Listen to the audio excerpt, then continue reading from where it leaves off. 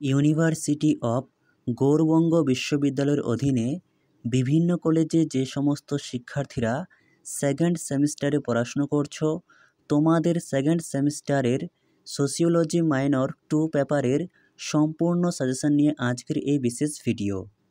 অর্থাৎ সেকেন্ড সেমিস্টারের সোশিওলজি বা সমাজবিদ্যা মাইনর 2 পেপার নিয়ে আজকের এই ভিডিওটি উপস্থাপন করা হয়েছে। Paper code SOCMN MNC2, paper name introduction to sociology.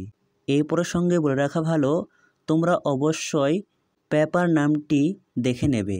ভিডিওটি ভালো লেগে থাকলে অবশ্যই একটি লাইক করো, আর চ্যানেলে নতুন হয়ে থাকলে চ্যানেলটি সাবস্ক্রাইব করে রাখতে একেবারেই ভুলো না, কারণ এই চ্যানেলে ইউনিভার্সিটি অফ গৌড়বঙ্গ বিশ্ববিদ্যালয়ের বিভিন্ন বিষয়ের সাজেশনমূলক ভিডিও পোস্ট করা হয়ে থাকে। তোমাদের লিখিত পরীক্ষা মোট 40 নম্বরের হবে এবং পরীক্ষার সময় থাকবে 2 ঘন্টা। তোমাদের পরীক্ষায় মোট 8টি প্রশ্ন থাকবে। এই 8টি প্রশ্নের মধ্যে থেকে যে কোনো 4টি প্রশ্ন লিখতে হবে।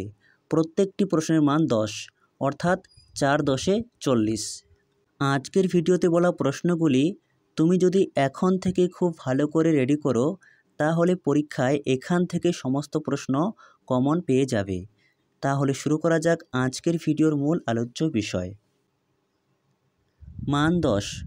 প্রথম প্রশ্ন, সমাজতত্ত্বের সংজ্ঞা দাও, সমাজতত্ত্বের বিষয়বস্তু আলোচনা করো। 2 পর্বে সমাজতত্ত্বের সহিত ইতিহাসের সম্পর্ক আলোচনা করো।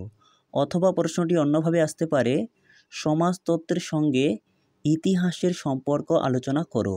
এই প্রশ্নটি খুবই গুরুত্বপূর্ণ।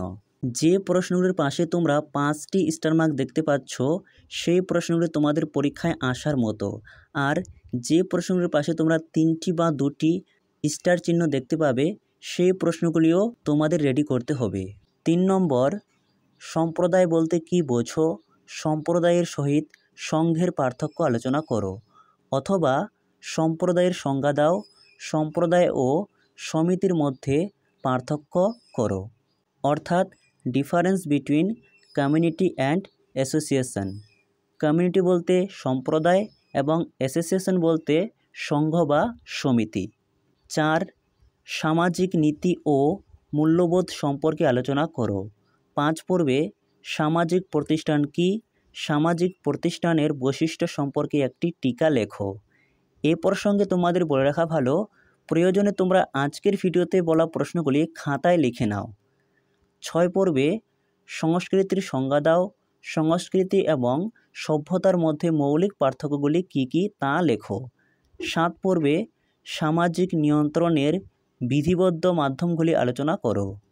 8, সামাজিক গোষ্ঠী কাকে বলে, সামাজিক গোষ্ঠীর প্রকারভেদগুলি উদাহরণসহ আলোচনা করো। 9 পর্বে সমাজতত্ত্বের সঙ্গে রাষ্ট্রবিজ্ঞানের সম্পর্ক আলোচনা করো, অথবা সমাজতত্ত্ব ও রাষ্ট্রবিজ্ঞান বিষয়ের মধ্যে সম্পর্ক আলোচনা করো। 10 পর্বে সংস্কৃতির ও সভ্যতার পার্থক্য আলোচনা করো। 11 পর্বে সামাজিক গোষ্ঠী কাকে বলে, সামাজিক গোষ্ঠীর প্রকারভেদ আলোচনা করো। 12 নম্বর, সমাজে মর্যাদার বিভিন্ন ধরনগুলি আলোচনা করো। 13, প্রতিষ্ঠানের সংজ্ঞা দাও, প্রতিষ্ঠানের বৈশিষ্ট্যগুলি আলোচনা করো। 14 পর্বে উদাহরণসহ লোকাচার ও লোকনীতি সংক্ষেপে আলোচনা করো, অথবা সমাজে লোকাচার ও লোকনীতির ভূমিকা কী তার ব্যাখ্যা দাও। এই প্রশ্নটিও গুরুত্বপূর্ণ। 15 নম্বর পর্বে সহযোগিতা এবং আত্মীকরণের উপর সংক্ষেপে টীকা লেখো। যেহেতু তোমাদের সিলেবাসটি অনেক বড়, তাই তুলনামূলক তোমাদের কয়েকটি প্রশ্ন বেশি পড়তে হবে। তাই তোমাদের জন্য মাত্র 15টি প্রশ্ন রাখা হয়েছে। এই 15টি প্রশ্ন তুমি যদি খুব ভালো করে রেডি করো, তাহলে পরীক্ষায় তুমি উপকৃত হবেই হবে। এই প্রথম 15টি প্রশ্ন তোমার যদি পড়া হয়ে যায়, তুমি চাইলে আর 3টি প্রশ্ন এক্সট্রাভাবে দেখে রাখতে পারো। সেগুলি হলো, সমাজে সামাজিক নিয়ন্ত্রণের উদ্দেশ্য আলোচনা করো। 17, সামাজিক পরিবর্তন কি, এর মুখ্য বৈশিষ্ট্যগুলি কী কী তা লেখো।